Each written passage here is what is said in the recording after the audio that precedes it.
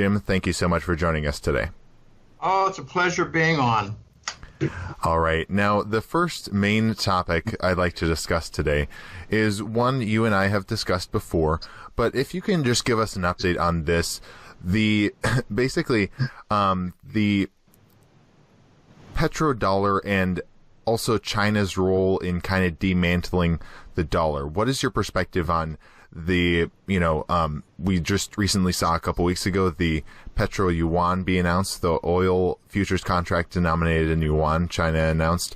Can you give us an update on this?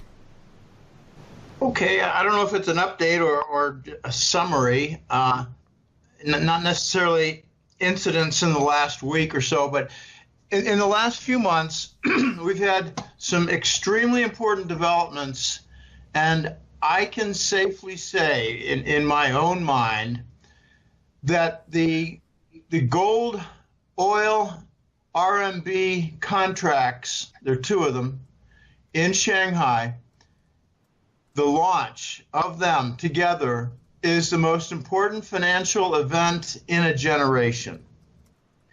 I believe what it does is it gives the death knell to the petrodollar for its monopoly basis. No longer is it monopoly. No longer will all nations say, well, if we're buying oil, we must use treasury bills and dollars. That's not the case anymore. It's not going to be how it works. Not anymore. The second thing I think is a very important single event. And the Saudis know it's inevitable. But the Chinese are going to demand that the Saudis sell oil in RMB terms. And I regard that as a knife in the heart of the petrodollar. Hey, Jim, a question about that. If they're selling oil in RMB terms, what are they going to be doing with the proceeds? What do you think? What will the Saudis do? Yeah, like for instance, I mean, there's not a huge bond market in RMB at the moment, so where will the proceeds funnel towards? I think the Saudis will take RMB, and already there's rather plentiful investment, business investment. The petrochemical complexes are always being upgraded. There's exploration going on. So the Saudis can use RMB for developing their economy. The Vision 2030 that Prince MBS, Mohammed bin Salman has, that requires tremendous investment. I think it's going to be in RMB. Can you expand on why you think that China will demand that the Saudis sell oil in RMB? Pride. The Chinese are, I think, the Saudis' biggest client. The United States is not in the room when the Chinese buy Saudi oil, so the Chinese say, why should we use the Americans' currency? The Chinese want their place in global finance. They want control of their own fate without using a country's currency where they're printing the money to fill their Wall Street banks and covering the U.S. government debt. This is the end time for the dollar's dominance. Speaking of the dollar today, it looked like there was a little bit of strength. You got a lot of people out there who are, there's a lot of traders out there I see, especially on Twitter and financial sector of Twitter, who are thinking that there'll be a dollar, rebound here coming up shortly. What are your thoughts on that, maybe in the medium term? Honestly, I don't pay a great deal of attention. I know this might sound like heresy, but I don't pay a lot of attention to the short-term moves in either gold or the dollar. I'm busy following the events that will force the collapse of the dollar and events that will bring about the breakdown of the COMEX. So The dollar is making its movements right now, and honestly, I'm not too concerned about that. What I'm following is the trade war, the tariffs back and forth, sorghum versus the ZTE chips for China. The fact that the dollar's moving a little bit doesn't interest me at all. I don't mean to be rude, but if there are 10 stories out there, and that's one of them, that's 10th on my list. Well, what about this? I mean, along the other counter argument, if I'm going to play devil's advocate about the RMB, is if you just look at their M2 money supply in China, there's never been a country that's exploded their M2 money supply this fast, in percentage terms. So, I'm sure people look at that and they're afraid of being, eventually there'll be a devaluation in the RMB. I mean, how long can they prop up this peg that they have versus the U.S. dollar? I mean, I essentially see that they both kind of want to devalue the respective currencies. So I guess the question is, from one fiat or the other, I mean, they're all pretty poor choices when you look at them fundamentally, I guess. Right. That's why I don't pay a lot of attention to the yuan movement either. Yeah.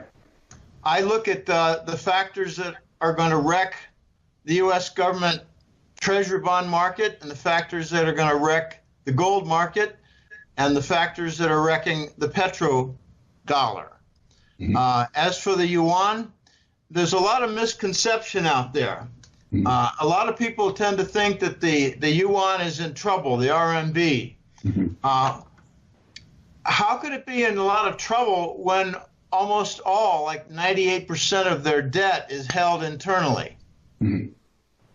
With the United States, we've got, maybe 40% of the 21 trillion that's held in foreign hands. So why aren't people talking about that more? They're talking about the wrong thing.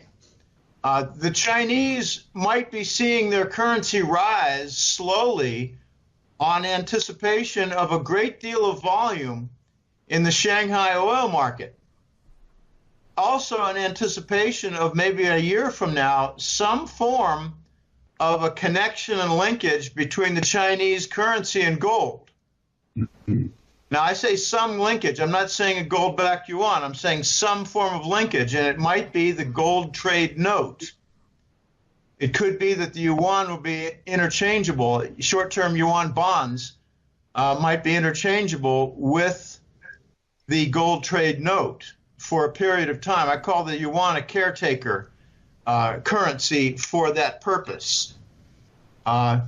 Anyone who thinks the yuan is tremendously overvalued, I think, is very lost. The overvalued currency is the dollar, and we're printing it. Usually when a nation prints a currency to cover their debt, they suffer a 50% currency decline. Why has the dollar not? Now, one of the topics I would like you to address in a little bit more detail is the potential trade war between the U.S. and China. You mentioned it, and I'm wondering, does it have anything to do, does it also tie into this kind of de-dollarization or China moving away from the dollar? Are those two related? I mean, I see it could be kind of interpreted as China just kind of moving away from the United States. The Chinese have been moving away from the United States financial system for the last 2 years. The whole establishment of the Belt and Road Initiative, get this, is a roughly $8 trillion table of projects. None of it's in the dollar. And the United States corporations have been, they left the side door open so a couple companies like Honeywell and General Electric can slip in and maybe grab some floor scraps. If they get more than, if they get more than, say, 20 billion out of 8 trillion, I'll be surprised. Hey, Jim, this week I saw the Russian stock market went down a lot because of the sanctions. Supposedly that was a big reason why it got hit. And Recently you've seen a lot of pictures around the internet of Russian gold reserves, Russian even silver reserves. You can see in the pictures that they have. I know you've written a little bit about the Russian ruble and, potentially there being some type of linkage to bullion. And I'm gathering that that it's the most gold backed of any fiat currency currently as far as official reserves. That's out there in the world. So what's going on that front, if you have any news? I really don't follow the Russian stock market much. I follow the various factors that will bring about the Russian dominance in the oil market, which will wreck the petrodollar. I know that the Russian ruble has fallen somewhat, but anytime Russia wants, they can bring about a 200% lift in their currency just by backing their currency with gold. I know that sounds like a simple comment. There are a lot of intricacies, there are a lot of complexities, and I don't have all the information on that. Mm-hmm. But Russia has probably on the order of 30,000, 35,000 tons of gold. That's not the leader. The Chinese have at least that, maybe twice. The Chinese have 5,000 years of history where they were accumulating gold in the time of Christ. The Chinese have a lot of gold. It's not just their official gold. Their official gold is their central bank and their SAFE, Sovereign Wealth Fund. But they've also got the Chinese elders. They have various groups, the White Dragon Society, the Red Dragons, the White Dragon family. These are very ancient families that are just loaded with gold. And I think they were involved 100 years ago in some of the issues with the United States. And that's why the U.S. is battling some old legacy treasury bonds with China because they don't want to honor them. The United States doesn't honor past treaties. We're the exceptional nation. So I take it from those data points, I mean, you don't subscribe to the idea that there's 190,000 tons of gold in the world. You think there's probably more? Oh, there's a lot more. The Chinese have probably close to 190,000 tons of gold. Wow. Just the Chinese. Wow. If I had to take a guess, I'd say the White Dragons have about 110 or 120,000 tons of gold. Now, I think we have time for one or two viewers' questions. This viewer is wanting to know, what is your perspective on information regarding gold and silver-backed cryptocurrencies? I think there are going to be a couple of important purposes. Obviously, the backing of an individual currency could be fortified. Like for instance, the Russians. The Russians might back a good deal of their rubles with gold put forth. I mean, they might, for instance, they might say, we're going to put up 500 tons and see how this goes.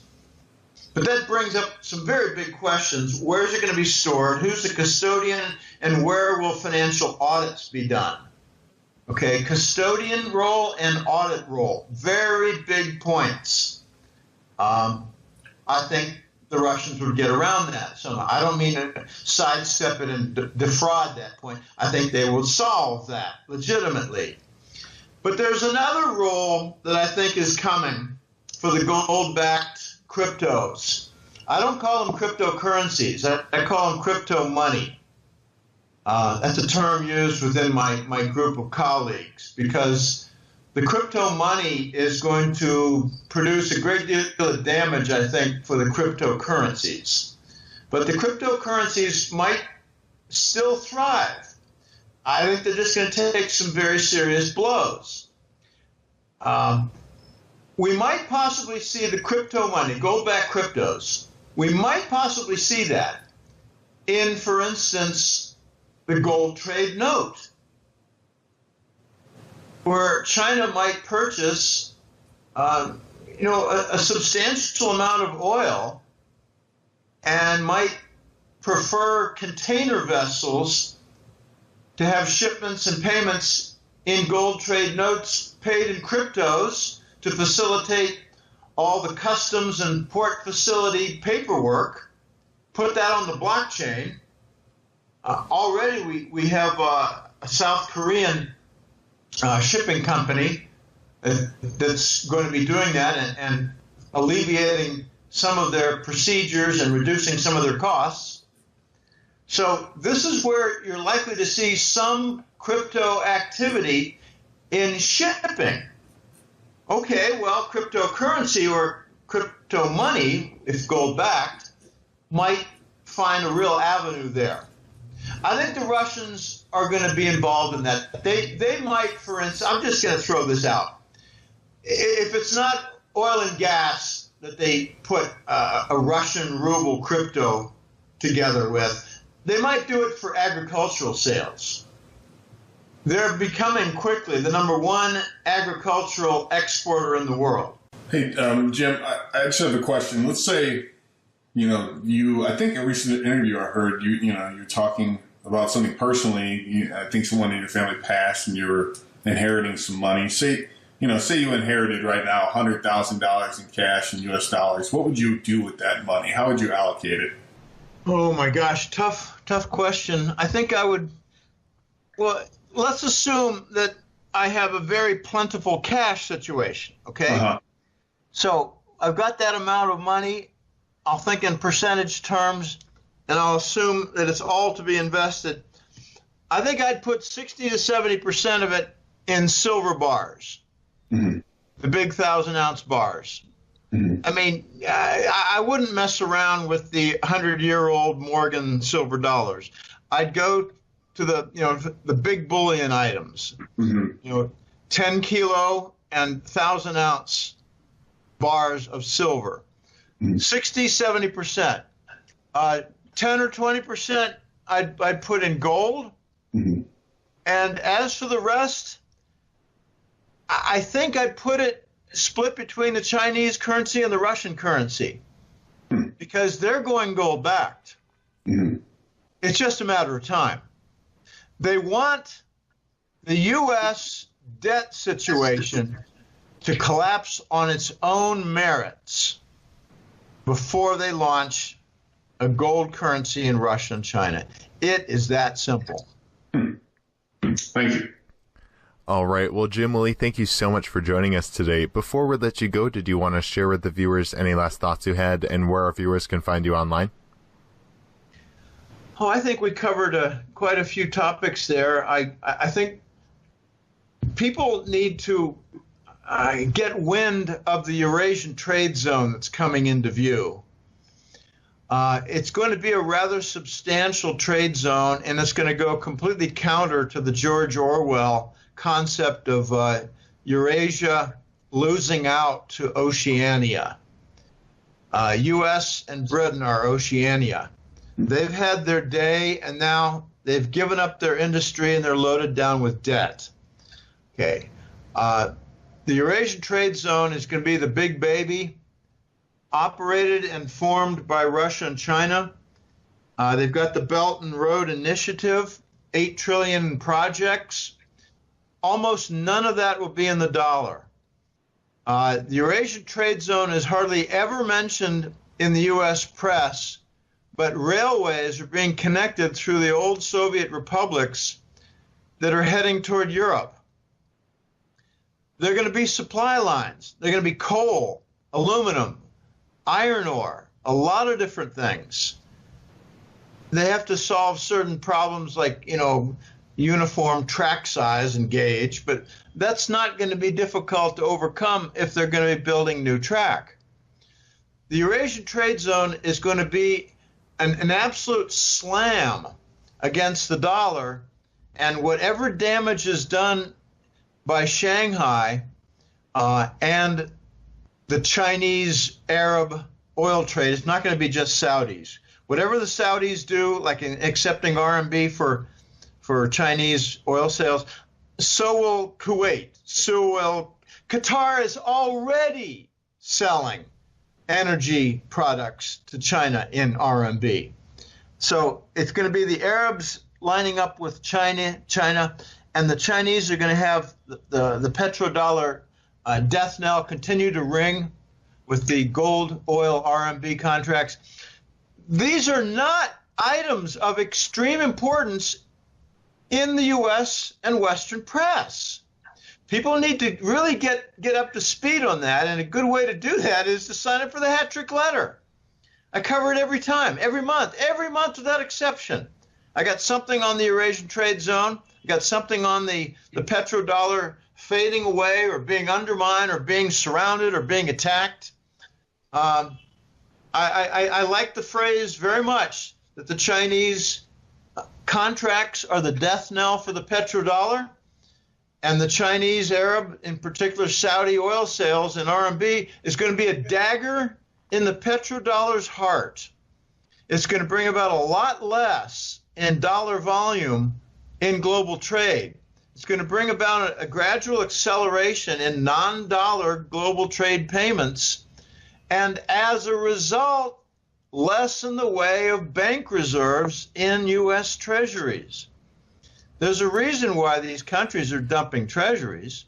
They don't see that the U.S. is ever going to honor the debt. We've gone out of control. Anyway, www.goldenjackass.com is the website. Every month is a new report. It's a labor of love.